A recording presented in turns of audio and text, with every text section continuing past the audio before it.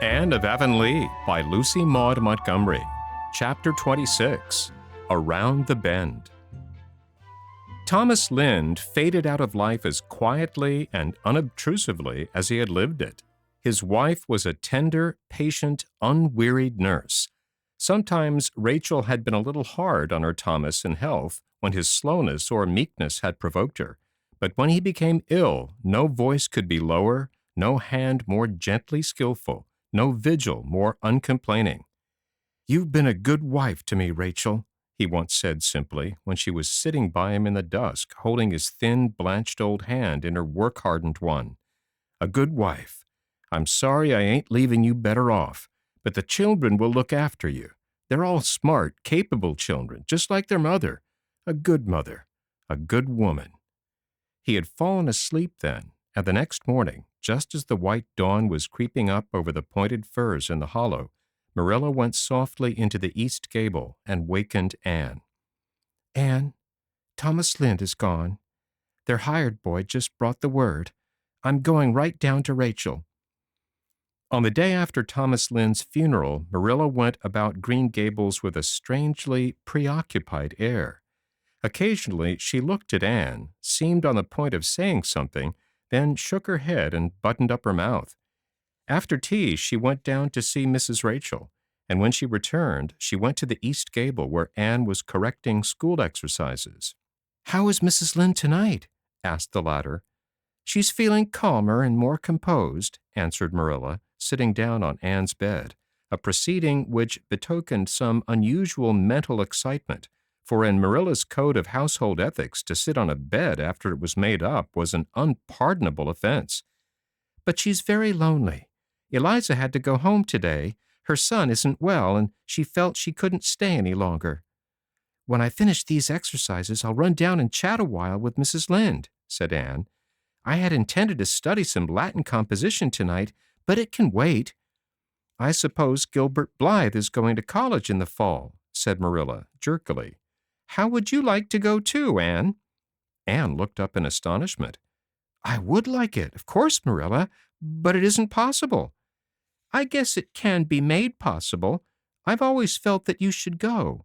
I've never felt it easy to think you were giving it all up on my account." "But, Marilla, I've never been sorry for a moment that I stayed home. I've been so happy. Oh, these past 2 years have been just delightful." "Oh, yes, I know you've been contented enough, but that isn't the question exactly. You ought to go on with your education. You've saved enough to put you through 1 year at Redmond, and the money the stock brought in will do for another year, and there's scholarships and things you might win." "Yes, but I can't go, Marilla. Your eyes are better, of course, but I can't leave you alone with the twins. They need so much looking after." "I won't be alone with them. That's what I meant to discuss with you. I had a long talk with Rachel tonight. Anne, she's feeling dreadful bad over a good many things.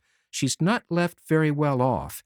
It seems they mortgaged the farm 8 years ago to give the youngest boy a start when he went west, and they've never been able to pay much more than the interest since.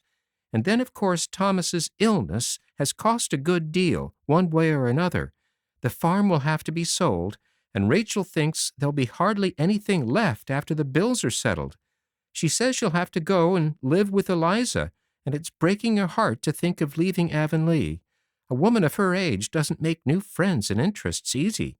And Anne, as she talked about it, the thought came to me that I would ask her to come and live with me, but I thought I ought to talk it over with you first before I said anything to her. If I had Rachel living with me, you could go to college. How do you feel about it?" "I feel as if somebody had handed me the moon, and I didn't know exactly what to do with it," said Anne dazedly.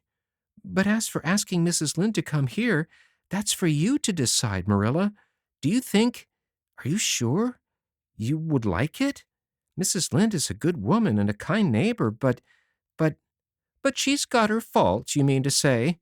Well, she has, of course, but I think I'd rather put up with far worse faults than see Rachel go away from Avonlea. I'd miss her terrible. She's the only close friend I've got here, and I'd be lost without her.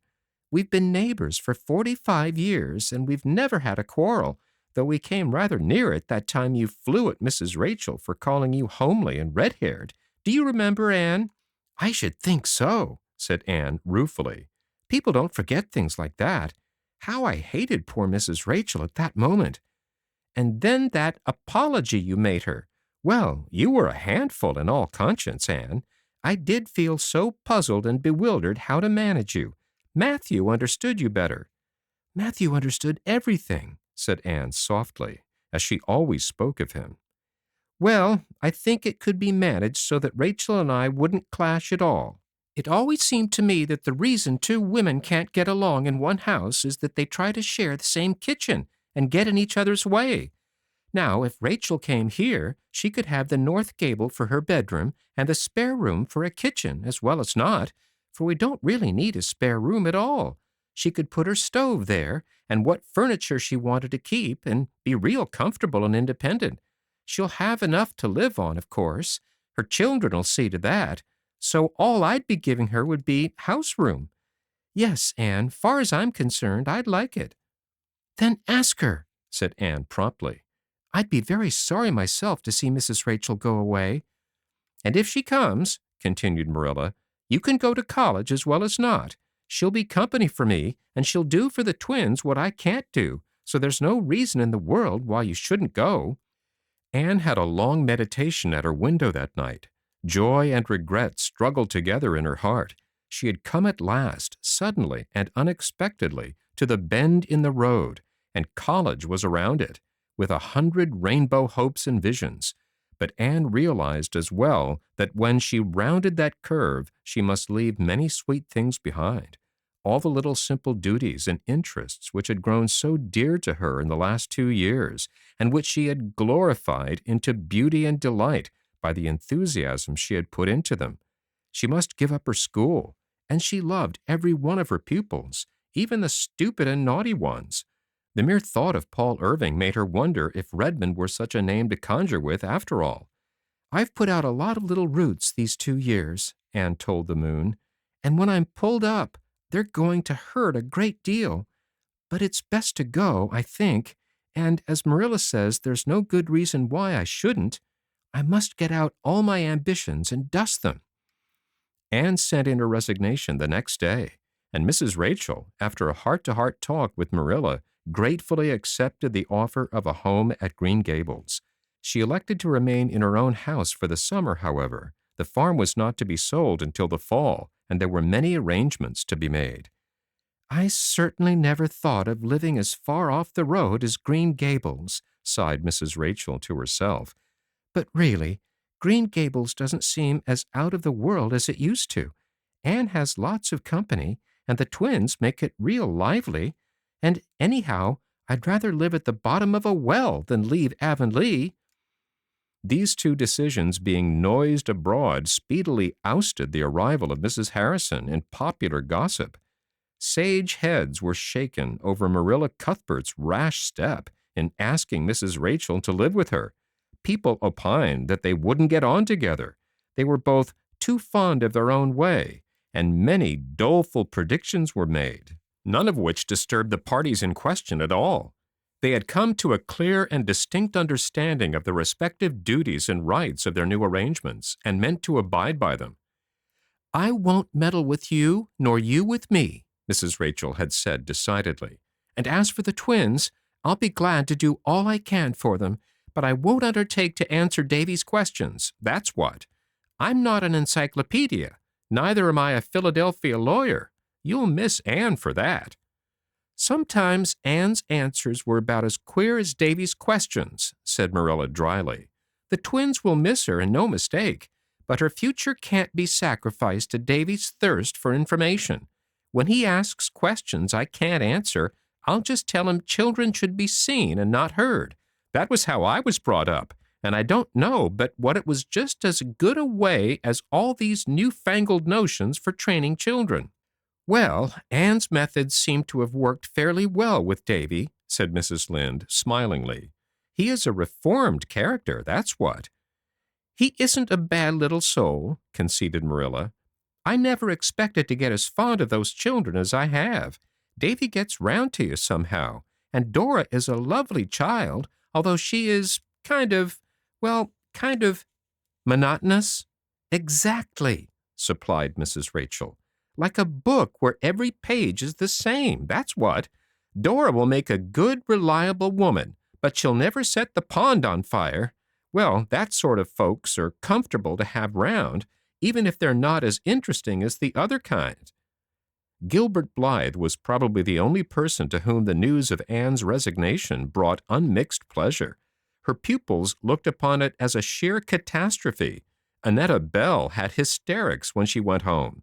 Anthony Pye fought two pitched and unprovoked battles with other boys by way of relieving his feelings. Barbara Shaw cried all night. Paul Irving defiantly told his grandmother that she needn't expect him to eat any porridge for a week. "I can't do it, Grandma," he said. "I don't really know if I can eat anything. I feel as if there was a dreadful lump in my throat. I'd have cried coming home from school if Jake Donnell hadn't been watching me. I believe I will cry after I go to bed. It wouldn't show on my eyes tomorrow, would it? And it would be such a relief. But anyway, I can't eat porridge. I'm going to need all my strength of mind to bear up against this, Grandma, and I won't have any left to grapple with porridge. Oh, Grandma, I don't know what I'll do when my beautiful teacher goes away. Milty Boulter says he bets Jane Andrews will get the school. I suppose Miss Andrews is very nice, but I know she won't understand things like Miss Shirley." Diana also took a very pessimistic view of affairs. "It will be horribly lonesome here next winter," she mourned. One twilight, when the moon was raining airy silver through the cherry boughs and filling the east gable with a soft, dreamlike radiance, in which the two girls sat and talked, Anne on her low rocker by the window, Diana sitting Turk fashion on the bed. "You and Gilbert will be gone, and the Allens, too. They are going to call Mr. Allen to Charlottetown, and of course he'll accept. It's too mean. We'll be vacant all winter, I suppose, and have to listen to a long string of candidates, and half of them won't be any good." "I hope they won't call Mr. Baxter from East Grafton here, anyhow," said Anne decidedly. "He wants the call, but he does preach such gloomy sermons. Mr. Bell says he's a minister of the old school, but Mrs. Lynde says there's nothing whatever the matter with him but indigestion. His wife isn't a very good cook, it seems, and Mrs. Lynde says that when a man has to eat sour bread 2 weeks out of 3, his theology is bound to get a kink in it somewhere. Mrs. Allen feels very badly about going away. She says everybody has been so kind to her since she came here as a bride that she feels as if she were leaving lifelong friends. And then there's the baby's grave, you know. She says she doesn't see how she can go away and leave that.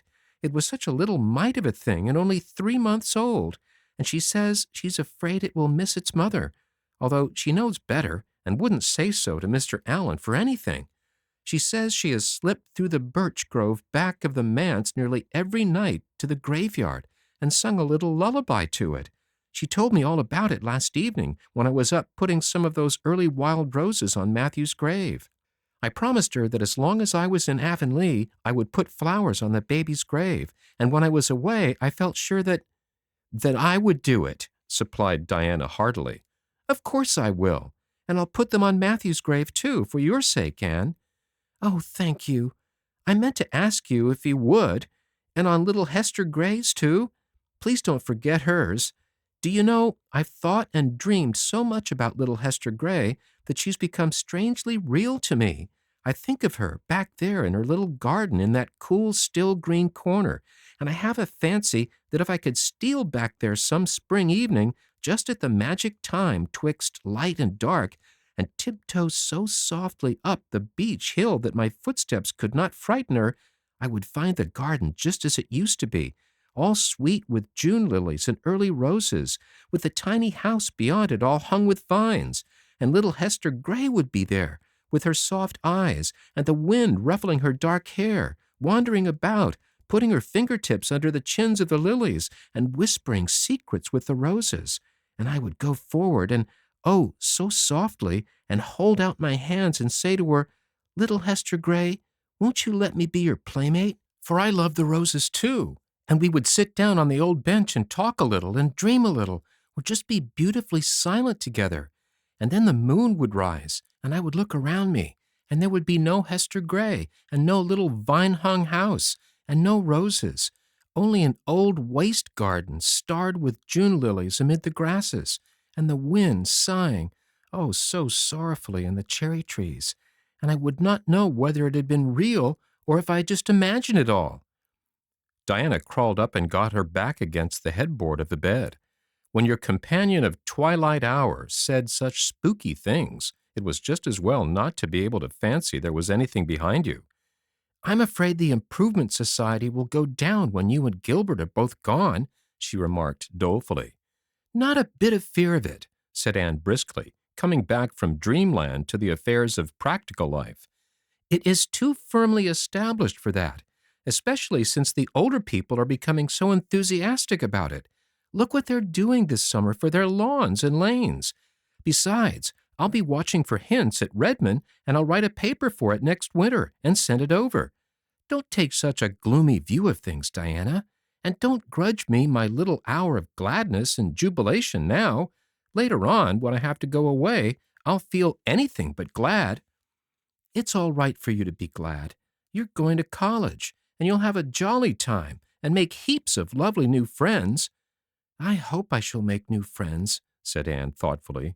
The possibilities of making new friends help to make life very fascinating. But no matter how many friends I make, they'll never be as dear to me as the old ones, especially a certain girl with black eyes and dimples. Can you guess who she is, Diana? But there'll be so many clever girls at Redmond, sighed Diana, and I'm only a stupid little country girl who says I seen sometimes, though I really know better when I stop to think. Well, of course, these past 2 years have really been too pleasant to last. I know somebody who is glad you're going to Redmond anyhow. And I'm going to ask you a question, a serious question. Don't be vexed and do answer seriously. Do you care anything for Gilbert? Ever so much as a friend, and not a bit in the way you mean, said Anne calmly and decidedly. She also thought she was speaking sincerely. Diana sighed. She wished somehow that Anne had answered differently. Don't you mean ever to be married, Anne? Perhaps, some day, when I meet the right one, said Anne, smiling dreamily up at the moonlight. But how can you be sure when you do meet the right one? Persisted Diana. Oh, I should know him. Something would tell me. You know what my ideal is, Diana? But people's ideals change sometimes. Mine won't, and I couldn't care for any man who didn't fulfill it. What if you never meet him? Then I shall die an old maid, was the cheerful response. I dare say it isn't the hardest death by any means. Oh, I suppose the dying would be easy enough. It's the living an old maid I shouldn't like, said Diana, with no intention of being humorous. Although I wouldn't mind being an old maid very much if I could be one like Miss Lavendar, but I never could be. When I'm 45, I'll be horribly fat, and while there might be some romance about a thin old maid, there couldn't possibly be any about a fat one. Oh, mind you, Nelson Atkins proposed to Ruby Gillis 3 weeks ago. Ruby told me all about it. She says she never had any intention of taking him, because anyone who married him will have to go in with the old folks. But Ruby says that he made such a perfectly beautiful and romantic proposal that it simply swept her off her feet. But she didn't want to do anything rash, so she asked for a week to consider. And 2 days later she was at a meeting of the sewing circle at his mother's, and there was a book called The Complete Guide to Etiquette lying on the parlor table. Ruby said she simply couldn't describe her feelings when in a section of it headed The Deportment of Courtship and Marriage, she found the very proposal Nelson had made, word for word. She went home and wrote him a perfectly scathing refusal, and she says his father and mother have taken turns watching him ever since for fear he'll drown himself in the river. But Ruby says they needn't be afraid, for in the Deportment of Courtship and Marriage, it told how a rejected lover should behave, and there's nothing about drowning in that. And she says Wilbur Blair is literally pining away for her, but she's perfectly helpless in that matter. Anne made an impatient movement. I hate to say it. It seems so disloyal, but, well, I don't like Ruby Gillis now. I liked her when we went to school in Queens together, though not so well as you and Jane, of course. But this last year at Carmody, she seems so different, so, I know, nodded Diana. It's the Gillis coming out in her. She can't help it. Mrs. Lynde says that if ever a Gillis girl thought about anything but the boys, she never showed it in her walk and conversation. She talks about nothing but boys and what compliments they pay her and how crazy they all are about her at Carmody. And the strange thing is, they are, too. Diana admitted this somewhat resentfully. Last night when I saw her in Mr. Blair's store, she whispered to me that she'd just made a new mash. I wouldn't ask her who it was, because I knew she was dying to be asked. Well, it's what Ruby always wanted, I suppose. You remember, even when she was little, she always said she meant to have dozens of beaux when she grew up and have the very gayest time she could before she settled down. She's so different from Jane, isn't she? Jane is such a nice, sensible, ladylike girl. Dear old Jane is a jewel, agreed Anne. But, she added, leaning forward to bestow a tender pat on the plump, dimpled little hand hanging over her pillow, there's nobody like my own Diana after all. Do you remember that evening we first met, Diana, and swore eternal friendship in your garden? We've kept that oath, I think. We've never had a quarrel, nor even a coolness. I shall never forget the thrill that went over me the day you told me you loved me. I had had such a lonely, starved heart all through my childhood. I'm just beginning to realize how starved and lonely it really was. Nobody cared anything for me or wanted to be bothered with me.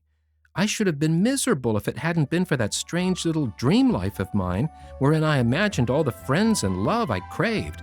But when I came to Green Gables, everything was changed. And then I met you. You don't know what your friendship meant to me. I want to thank you here and now, dear, for the warm and true affection you've always given me. And always, always will, sobbed Diana. I shall never love anybody, any girl, half as well as I love you. And if I ever do marry and have a little girl of my own, I'm going to name her Anne.